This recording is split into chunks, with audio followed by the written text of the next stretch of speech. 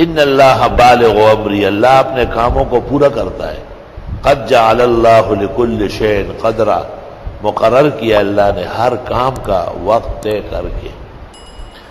یہ جو آیت ہے وَمَن يَتَّقِ اللَّهَ يَجْعَل لَّهُ مَخْرَجًا وَيَرْزُقْهُ مِنْ حَيْثُ لَا يَحْتَسِبُ وَمَن يَتَوَكَّلْ عَلَى اللَّهِ فَهُوَ حَسْبُهُ إِنَّ اللَّهَ بَالِغُ أَمْرِهِ قَدْ جَعَلَ اللَّهُ لِكُلِّ شَيْءٍ قَدْرًا.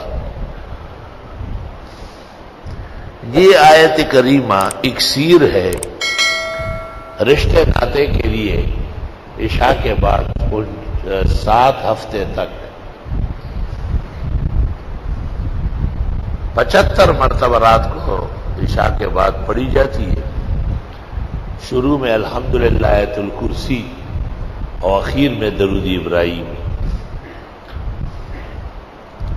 بزرگان دین کا تجربہ ہے کہ اللہ تعالیٰ ایسے شخص کو نیک صالح رشتہ نصیب کر دے گا، عورت بھی پڑھے اور مرد بھی پڑھے. اکثر بزرگان دین وَمَن يَتَّقِ اللَّهَ يَجْعَل لَّهُ مَخْرَجًا وَيَرْزُقْهُ مِنْ حَيْثُ لَا يَحْتَسِبُ وَمَن يَتَوَكَّلْ عَلَى اللَّهِ فَهُوَ حَسْبُهُ، یا تک پڑھتے ہیں.